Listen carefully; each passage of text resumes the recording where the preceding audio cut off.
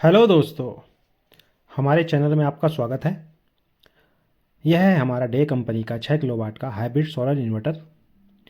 तो आज हम इस वीडियो में आपको बताने वाले हैं कि जब हम इस इन्वर्टर से ग्रिड को एक्सपोर्ट करते हैं, इस इन्वर्टर की बात ही नहीं कर रहा हूँ, चाहे ऑन ग्रिड हो या हाइब्रिड हो, जो कि ग्रिड टाई इन्वर्टर होते हैं।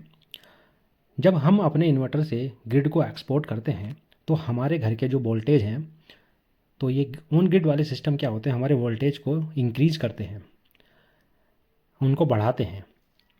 तो इस सिचुएशन में क्या होता है कि अगर आपने अपने घर में कोई प्रोटेक्शन डिवाइस लगा रखी है जिसमें वोल्टेज आपने सेट कर रखे हैं, तो वो आपको ट्रिप कर देता है या इन्वर्टर भी ट्रिप कर देता है।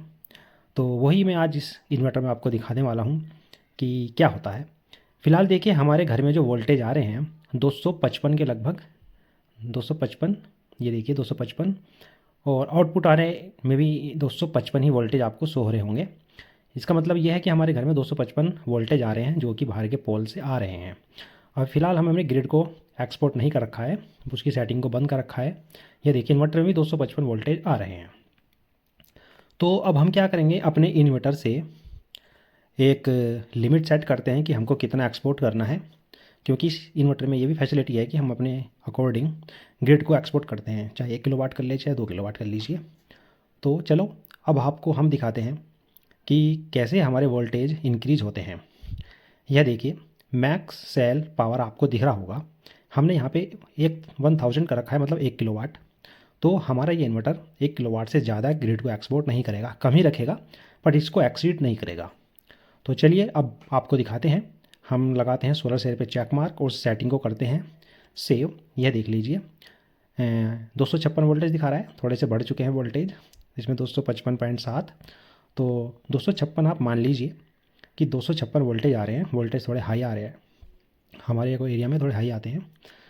तो अब इस सिनेरियो में क्या होगा, ये देखिए हमने सेटिंग को कर दिया है सेव।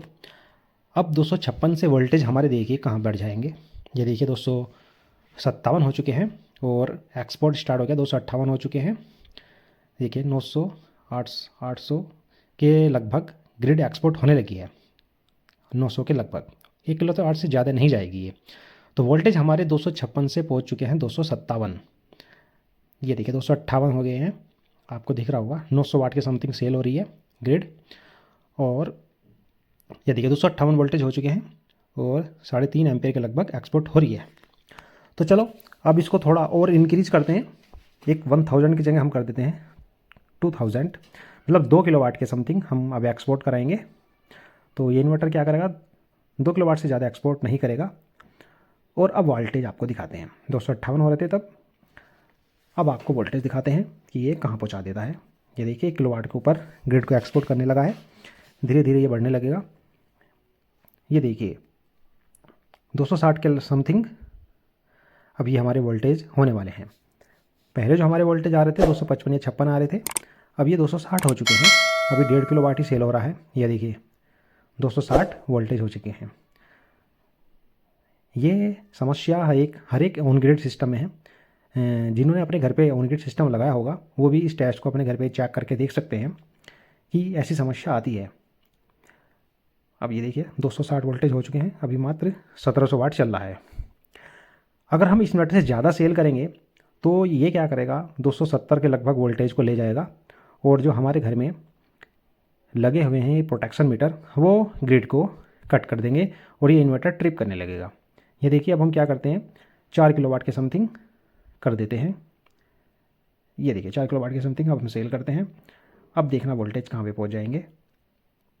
ये देखिए 261 वोल्टेज हो चुके हैं और ये 2 किलोवाट के ऊपर जाने लगा है सेल करता हुआ। ये देखिए 262 हो चुके हैं।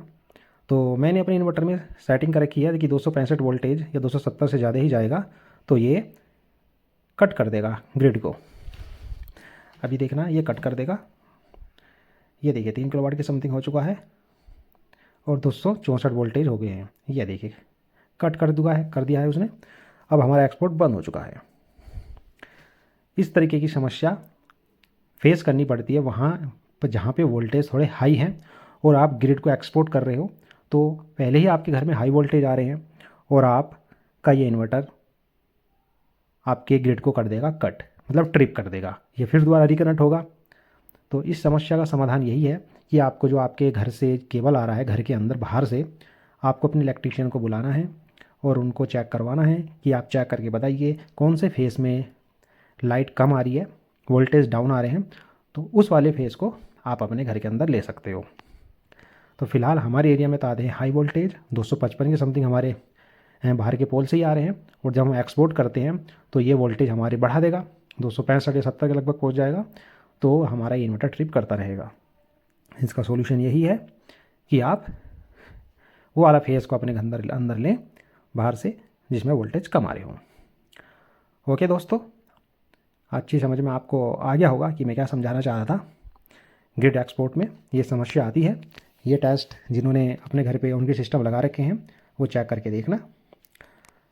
चलिए दोस्तों, आज की वीडियो में बस इतना ही था, मिलते हैं नेक्स्ट वीडियो में। Okay, bye bye.